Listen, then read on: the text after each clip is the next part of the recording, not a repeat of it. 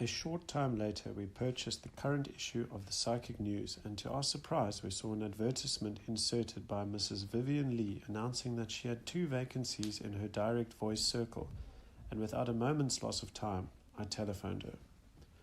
Luckily, she had just the 2 vacancies, and she informed us that she limited the numbers of sitters to 8. The 2 vacancies would be made available to us. The next circle was to be held on the following Tuesday, and just giving her the names Mr. and Mrs. Phillips, after reserving our places for the next sitting, I rang off. Our excitement was intense, and when the day of the sitting arrived, we took a bus to Bayswater, London. The bus was quite full, and as I looked round, I thought to myself, what would these people think if I announced that we were on our way, expecting to speak to our people who had passed over some time ago, and whose physical bodies were buried some years earlier? It all seemed so unreal and fantastic to us that I could hardly refrain from telling them to see what their reaction would be. Whilst on the way to keep the appointment, I discussed with my wife the seeming possibility of actually speaking to our people on the other side.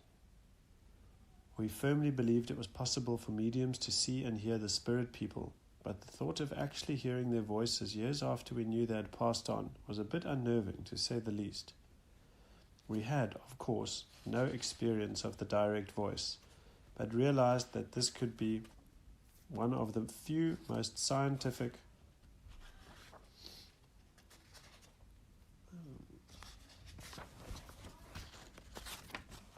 methods of contact with the spirit world. If it was not genuine or the results not satisfactory, I felt that the disillusionment of finding the sitting to be false would colour our future investigations. On the other hand, if the spirit people could actually materialize their voices and speak to us as they did when on earth, it was going to be the most awe-inspiring and, when thoroughly tested, most convincing. I asked my wife if she thought the ordeal might not be too much for her, as I knew how attached she was to her father and how she missed him. Fortunately for both of us, my wife had enough courage to attend this séance, or we would have missed a demonstration which was the forerunner of some of the most unbelievably exciting experiences, followed by the most illuminating and enlightening teachings. When we arrived at our destination, we found that it was the usual type of Bayswater house, and we rang the bell with trepidation. The door was opened by a woman who gave us a friendly smile and a warm welcome which somewhat allayed our fears. We were ushered into a room which must have been used during the day as an ordinary sitting room. It seemed that we were the last to arrive, and were introduced to 6 people sitting on chairs in a circle, and there were 3 vacant chairs. After the introductions were over, we were invited to occupy 2 of the chairs, when we were relieved to find we were sitting together, and as we sat down, a woman took the last vacant chair. Before we had time to realize what was happening, the lights went out, leaving us in complete darkness. After a few moments, I drew my wife's attention to what appeared to be 2 bands of phosphorescent light in the center of the circle. One was larger than the other, and the top one seemed to be suspended in mid-air, about 18 inches off the ground. My wife said, "Yes, I see them too. I wonder what they are." One of the neighboring sitters, hearing us talking and realizing that this was all new to us, very kindly explained, "The bands of light you see are strips covered with phosphorescent paint affixed to a trumpet about 20 inches high, about 6 inches wide at the base, and about 2 inches wide at the mouth of the trumpet. As the spirit communicators need to use this trumpet to amplify their voices, they lift the trumpet off the ground when they are ready to speak. These bands of phosphorescent paint will enable us to follow the movement of the trumpet through the sitting." As she finished her explanation, the medium said, "Let us open the circle with the Lord's Prayer. Afterwards, I shall be going into deep trance so that my control can take over. If conditions are good, and I already feel much harmony in this circle, we should be successful in demonstrating some interesting phenomena. Whilst they on the other side are taking me in trance, please sing together quietly. Sing any popular song you agree upon, but when you hear a voice or voices other than your own, please stop. We then heard sounds of deep breathing from the direction of the medium, and after a few minutes the heavy breathing ceased and a beautiful melodious voice spoke to us. This was quite different from the medium's. Greetings, children. My medium is now in trance, and I am using her body so that I can speak to you and control the circle from your side, whilst our friends maneuver the trumpet from the other side. Before we start, I feel that I should explain, for the benefit of our new sitters, the mechanics of direct voice communication through the trumpet. This is not a simple thing and requires a great deal of preparation on our side. First, we have to find a person, male or female, whose makeup is suitable for this type of mediumship. Secondly, we have to decide if her material life is conducted in a suitable manner to enable us to get the best results. And then we have to be sure that when the medium becomes aware of her mediumship, she is willing to work with us. All these qualifications are not easily found in one person, but we find that we are getting very good results with this medium, and we expect much improvement as we go along. We have many scientists on this site who have passed over from time to time and who are devoting the whole of their time to the study of communication between your world and ours. And I am pleased to say that they are making good progress in the contact between the two worlds. New instruments of a very intricate nature are being worked out on the spirit side, and when they are ready, instructions will be given to suitable people on your side to construct them. When that happens, contact with us will be possible even by those of you who are not mediums. This will, of course, take considerable time, but it will come to pass nevertheless. Coming to the principle of direct voice through the trumpet, we mold an ectoplasmic voice box, temporarily using some of the medium's larynx. This voice box is suspended over your heads in the middle of the room. The spirit communicators take over this voice box, or spirit larynx, using your trumpet to amplify the voice.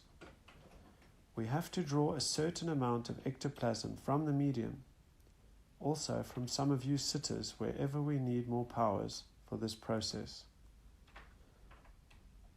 Just a few minutes before she said this, I had the peculiar feeling that something was being drawn from me in the neighborhood of the solar plexus. A feeling hard to describe, and when I whispered to my wife what was happening to me, she told me that she experienced the same feeling. The control said her name was Miraphris, and that we should address her so.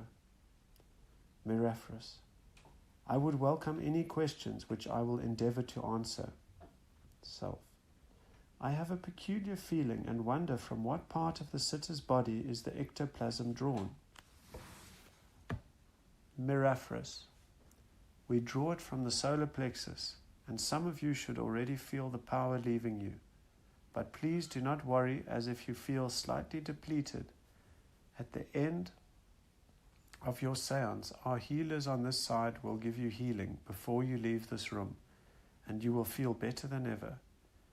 To come back to what happens when the spirit people are ready to speak, they have to lower their vibrations to that of the earth, and I can assure you that this is not so easy.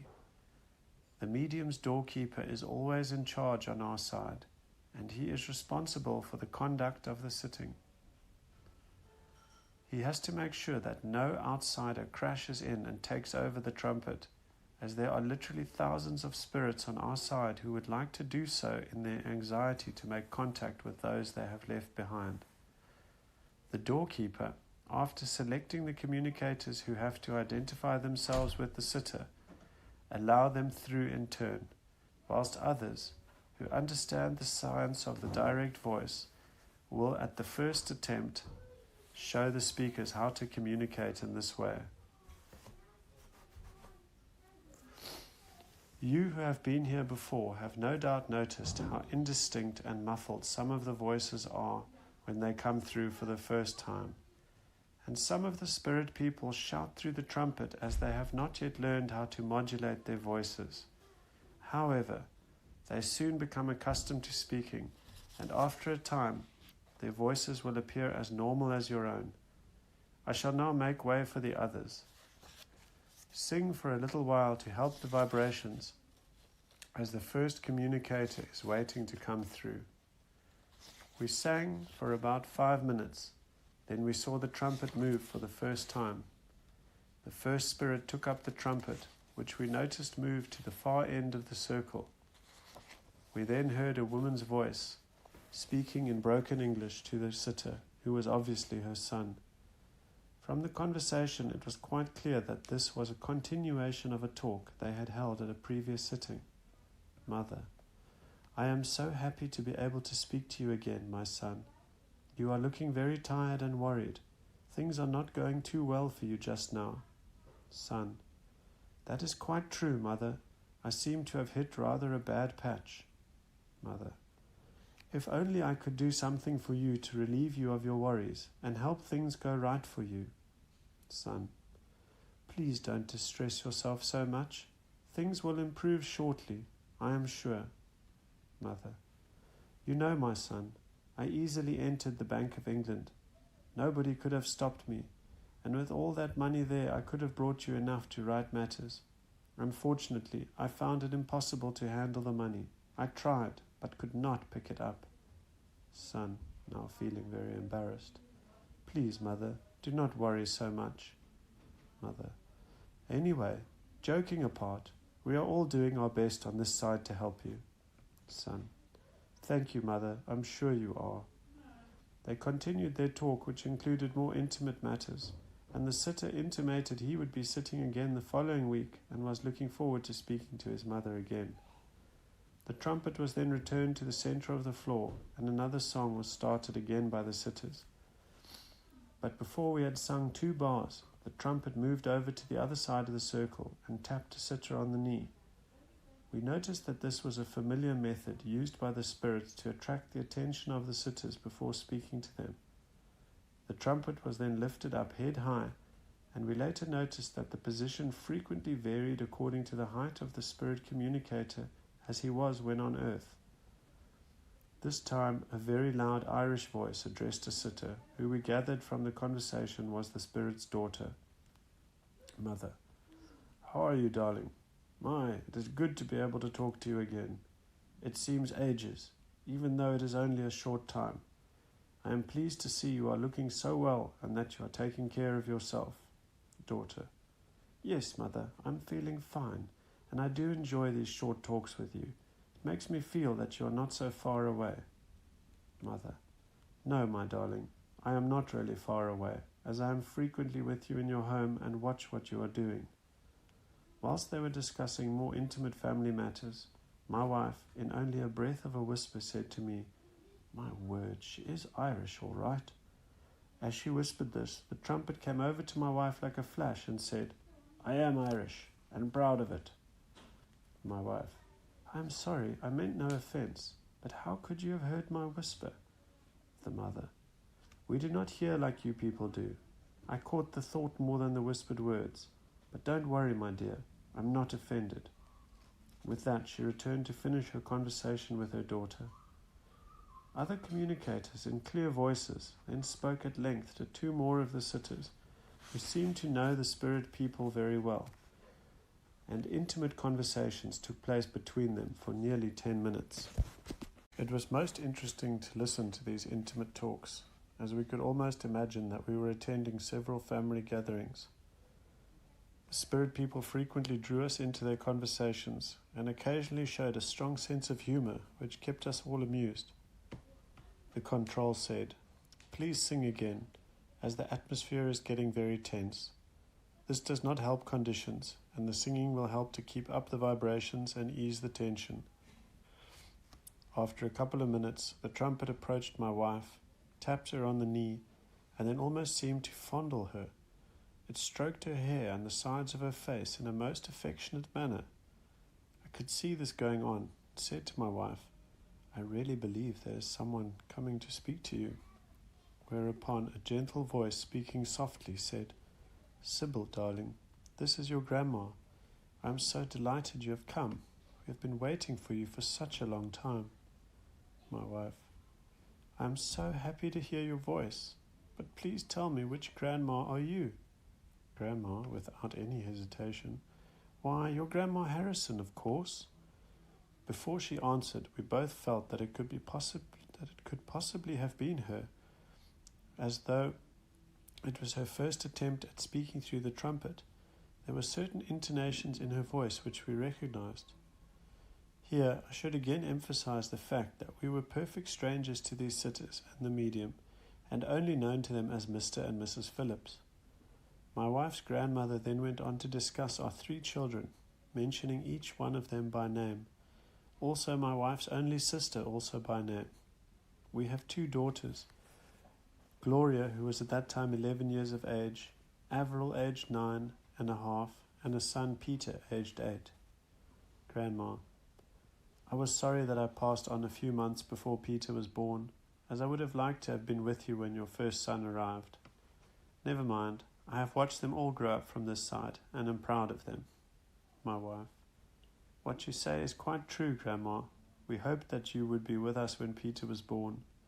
You know, from what you have just said about the family, I am really beginning to believe that I am really talking to my grandmother. Grandma, indignantly: Who do you think you're talking to? It cannot be the medium who's in deep trance and out of the body whilst Meraphris, her control, is taking over. I certainly am your grandmother and am full of life. It's wonderful over here, and we meet some most interesting people. You're going to learn quite a lot about us and our mode of living very soon. Now, your father is impatiently waiting to speak to you, so I will not take up any more time. We're going to be together now for a long time to come. It's really wonderful. Who would have thought we should be able to speak to you like this after leaving the earth? The trumpet then moved higher, as if it had been taken over by a taller person, and a man's voice said, Sybil, at last I can speak to you. I am not going to find it easy to use this contraption at first, but I am told that it becomes easier with practice. We have been trying for some years to get you here, and have at last succeeded. We tried to impress on your minds that you should sit with some medium so that we could get together. We see how many thousands of the spirit people are contacting their loved ones on your side, and what happiness it brings them all. But never mind, we are together now. My wife, after affectionately greeting him: We had been told that it would be wrong to call back the dead. Are we doing the correct thing by attending these circles? Father: Now please get this quite clear in your minds. What you say is impossible. Firstly, you could not make us come and talk to you by just sitting in a circle, as we are only allowed to communicate with you when it suits the powers that be, who arrange for us to come through. Secondly, I would have you know that we are definitely not dead. In fact, we are much more alive than most of you are. If only you could see how happy it makes us all to be able to speak to you, and let you know that we are still living on here under such wonderful conditions, you would begin to understand. This, I can tell you, is only the beginning of a long series of talks which we will be able to have together through the years to come. My wife: We are told that we do not live on, and then this is contradicted by the warning that it is wrong to have contact with spirits on the other side. What are we to believe? Her father laughed and said, If I had had the opportunity before I passed over as you both have now, and had learned what is taking place after death, I should have been better fitted and prepared for this wonderful change. I would more easily have been able to readjust myself to the new conditions here. So do not take any notice of anybody, but go on inquiring. You will soon know quite a lot about survival and life as it is here. I am now going to make room for your guides, who have been patiently waiting to speak to you both. Self: Guides, did you say? Can you explain what that means? Father: I will leave it to them to tell you about themselves. The trumpet went down, and a few seconds later it was lifted up again, and this time tapped me on the knee, when a deep voice said, My son, I am very happy to greet you. We also have waited for this moment. I am one of your guides, and am nearly always with you. Self: I am glad to know you and to have you with me, but why do we need guides? Please do not think I am indifferent, It's just that I'm most anxious to have an explanation for everything. The guide. Yes, I understand, and I would liken your mind to a question mark, always inquiring. Stay that way, and you will soon acquire an abundance of knowledge. His speech was very halting, and he spoke very poor English. When I asked him the reason for this and what his name was, he answered, I am known as Ineseko, and he spelt the name for me. But my English is not good at the moment. Now that I have contacted you and provided you are willing, there is much for us to do together, so that I must improve my English. You will notice the progress in my speech from time to time. I will be appearing to you occasionally through one or more clairvoyant mediums, and so that you will be sure that it is me, I shall describe my wearing apparel.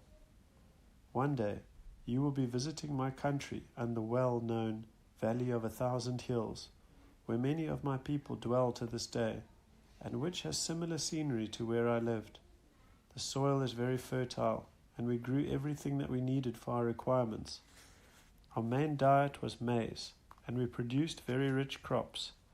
We had ample and rich pastures for livestock, and we took great pride in our farms.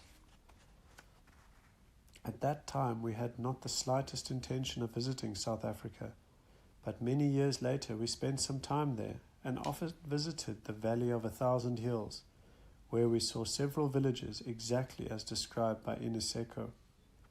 Enough for the moment. I am going to make room for another of your guides. Goodbye, and God bless you both.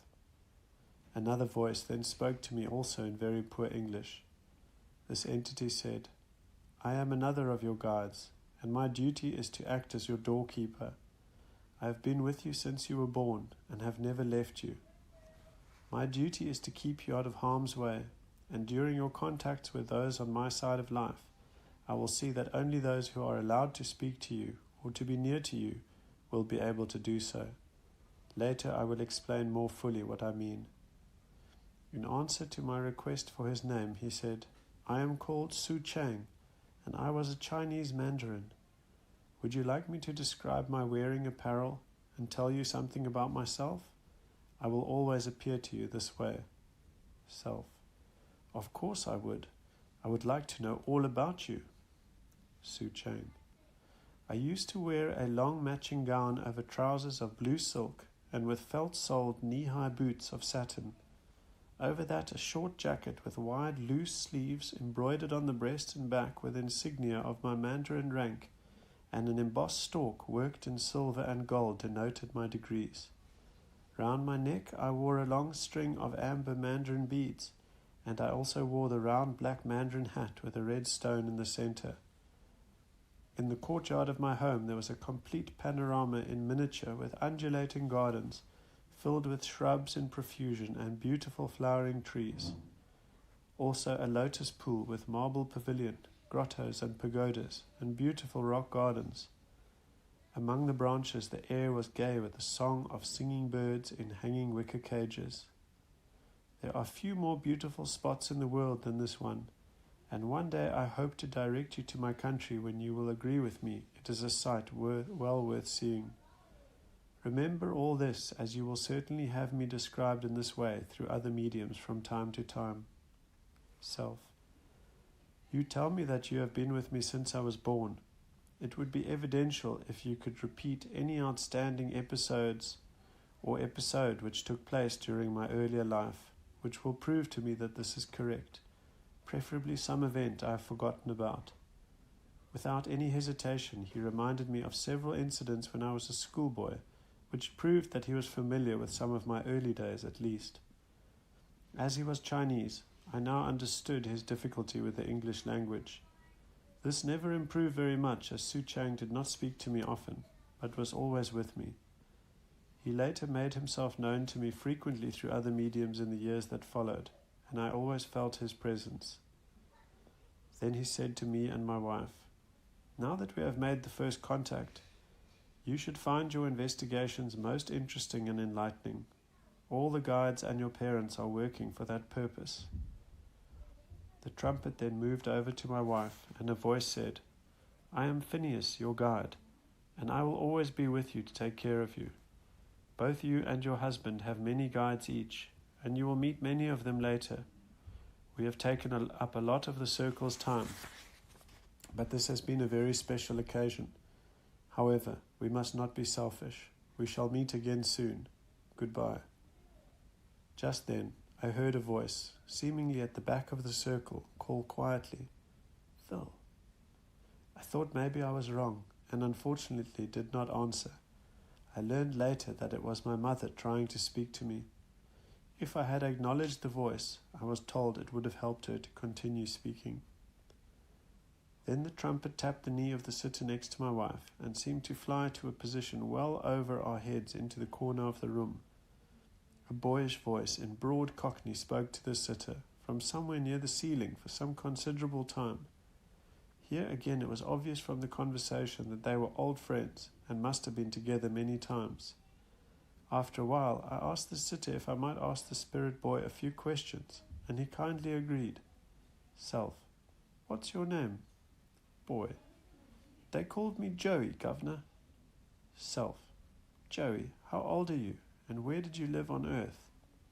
Joey: "I was 9 years old, and I lived near the Old Kent Road. I've sold newspapers on the Old Kent Road practically ever since I was a toddler in all sorts of weather. One day when I was running across the road to sell a newspaper to a customer, a motor car hit me. I felt the bang, and the next thing I knew I found myself here.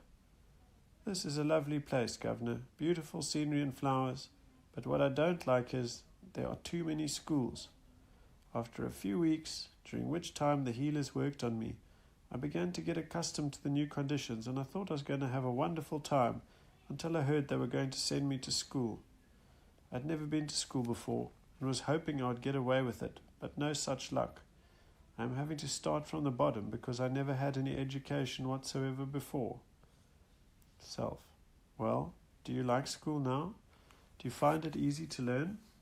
Joey: "Oh yes, it's great fun, and I don't find the subjects hard at all. What is more, the other children are so friendly and helpful, quite different from the kids I used to play with on the Old Kent Road." Self: "What do you do when school is over?" Joey: "Oh, all sorts of things. I do jobs for other people, and struth, Governor, I do them willingly. There is no question of getting paid for what I do, but I don't mind. I seem to like doing things for everybody now, which is more than I did before I came over here. In the old days, nothing for nothing was my motto. Is there anything else you'd like to ask me?" Self: "No, thank you very much. I cannot think of anything more at the moment." Joey: "Well, cheerio, Governor. Come again some day." We all had a good laugh at this. Then a very sweet voice spoke to my wife. "Sybil, I am one of your guides. I'm very close to both you and your husband." My wife: "Please tell me about yourself. I am most anxious to know my new guides and learn all about them." The guide: "I am Nefertiti, pronounced Nefriti. You know all about me from the many books you have been reading on Egyptology. I am not always named Nefertiti, as until I was about 8 years old, my name was Taduhipa. My father was Dushrata, king of Mitanni, and at the age of 8 years, it was arranged that I marry Prince Amenhotep. It was at this time when I was first called Nefertiti, which meant, 'That beautiful lady comes.' Shortly after our marriage, Amenhotep III died, and my husband ascended the throne of the pharaohs. 5 years after our marriage, our first girl child was born, and altogether we had 6 daughters, but no sons, which was a great grief to us.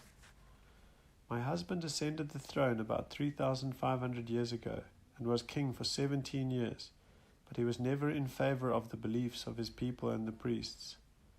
He soon discarded the ancient many-sided gods of his fathers and became absorbed in the idea of a single God, creator and sustainer of all things, which was personified by the disk of the sun, the Aten, which he worshipped.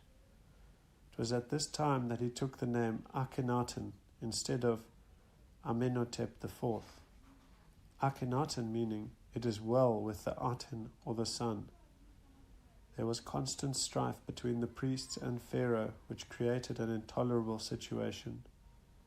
In the 6th year of Akhenaten's reign, he and I with our children and many followers sailed northwards to inhabit a newly built city where the new religion might flourish unchecked by the priests. Although with great effort, quays, harbours, temples, palaces, gardens and groves sprung up around us, the new city only lasted less than 25 years. Akhenaten only survived 11 of these years, being succeeded by our half-brother Tutanatun. With the priest's connivance, Tutanatun changed his name to Tutankhamun when they hoped he and the people would revert to the old religion. Tutanatun married one of my daughters when he was at the early age of 10 years, but I still had a firm hold on things, keeping him true to Aten. After I came over to this side of life, the Theban priests and high officials soon persuaded Tutanatun to forsake Akhenaten's city and return to the glitter and pomp of the ancient capital. A lot of what I have just told you must be quite familiar to you, as you have been impressed by me to read of my life's history, and I was so pleased to notice how you enjoyed it and how much harmony and sympathy you felt whilst reading. My wife: are you really the same Nefertiti? Isn't that wonderful? As you passed on many thousands of years ago, I would have thought that you would have made such progress that you would have lost all interest in us on this earth. Nefertiti: in the first place, let me correct you. You have pronounced my name as it is spelt, but I must remind you that I was always known as Nefertiti, a much prettier name. As for me progressing, that is true, but not so far that I cannot lower my vibrations to be with you. You see, I have a particular interest in you both. We are going to speak together many, many times, and later I shall bring you more knowledge of ancient Egypt and other countries we have lived in together. My wife: that would be most exciting. I have always been intensely interested in the Egypt at the time you were a princess. Nefertiti: yes, I know. It was mostly because I was impressing you and leading you in that direction. You know, you resemble me quite a lot. One day you are going to be able to pay a visit to Egypt, and I hope to direct you to the ancient tombs when some of the mysteries of the Sphinx and the tombs will be revealed to you. Later, when conditions are suitable and if you decide to sit for development, I will endeavor to use you as a trance medium so that through your lips I hope to be able to speak to your dear husband alone. He will then be able to record some of the knowledge of ancient Egypt which I shall give to him for you both. These short sittings with this medium do not give us enough time, and there is so much to tell you about our lives together. Of course, we are not certain if we shall be able to develop you into a trance medium after all. If not, then I shall have to rely on this direct voice medium and try to give you a few minutes at each sitting. I will give you then full details of a few reincarnations when mostly we all held very high positions and were together in different countries in different periods, sometimes with hundreds of years in between each reincarnation. As we are all members of the same spirit group, nothing could change our affection for each other. Nevertheless, we both fought for your husband, and I never gave up hope. My wife: well, that certainly is something for us to look forward to. By the way, can you describe what you are wearing whilst you are speaking to us? Nefertiti: I am wearing the same queenly robes that I have worn as Nefertiti, with lots of pearl necklaces, and as was customary in those days, I am wearing a very tall cylindrical hat, heavily jeweled. Self: if, as you say, you were on earth as Nefertiti thousands of years ago, and we have reincarnated several times, can you tell me what I was in some of these reincarnations?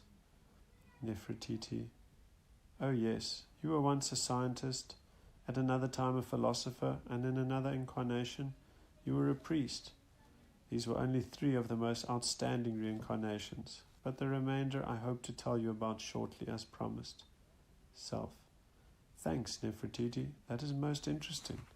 It is obvious, therefore, that you, for one, must believe in reincarnation. Nefertiti: yes, of course. With our experience, it's impossible for any of us to believe otherwise. Miraphris is preparing to enlarge upon this subject to you both very shortly. I I can see that neither of you have returned to the Earth planet bringing with you any knowledge of your previous reincarnations, or the number of times we three have been so close. Have you no recollection of me whatsoever, other than what I have impressed upon you to read about me? My wife: No, really not. Except, of course, we are very happy to know you and to realize the interest you show in us. Nefertiti: I am most surprised, as our lives have been so interwoven. I would have thought that you surely would have had some glimmer of the events which took place when we were all together. You see, all the guides who have met recently, and of course, both of you and I are members of the same group in the spirit world. Whilst we three have reincarnated together several times since I was Nefertiti in Egypt over 3,000 years ago, our guides have always looked after us and taken great care of us, and some of them have reincarnated with us repeatedly. What you also do not remember is that in every incarnation I have been desperately in love with your dear husband, which was one of the main reasons I elected to reincarnate at the same time as you both did. Without exception, when you turned up, he fell in love with you at first sight. I fought hard for him, and as the old saying goes, all is fair in love and war.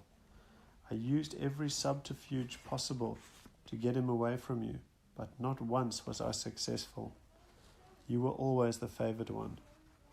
It was bad enough losing him to you once, but to be disappointed so many times over so many reincarnations over a period of more than 3,000 years, it is hard to contend with. You remember the message given to you by a medium some time ago regarding an eternal triangle?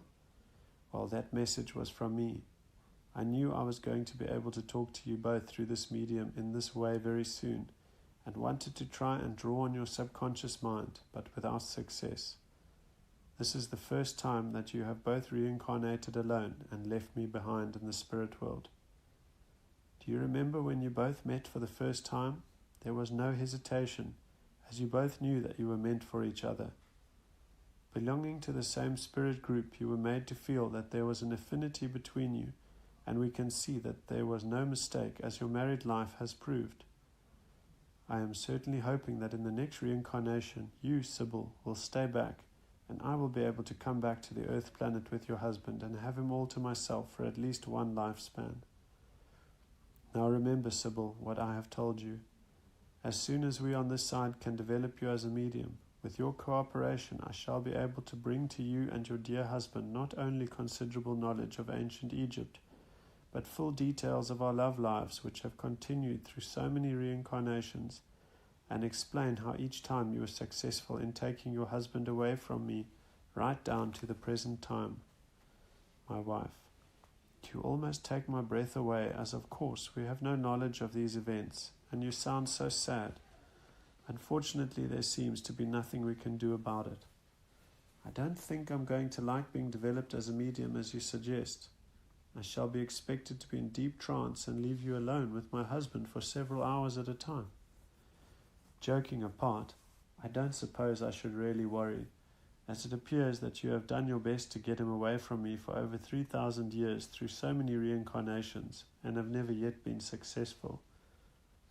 As you are still in the spirit world and we are both in the physical, I cannot see that your suggestion to develop me as a medium can come to any harm, and I am most anxious for the knowledge you have promised to bring to us, particularly the details of our lives together over the years. Nefertiti: Thanks for your promise to cooperate. You are going to enjoy hearing every word. God bless you both. A new guide, Dionysus, who tells us he was from Carthage, came through and made himself known to us through the direct voice, and he also confirmed that he and many of the other spirit guides are helping us in our search for knowledge in the psychic field. Between them, they will be able to bring us considerable proof of survival.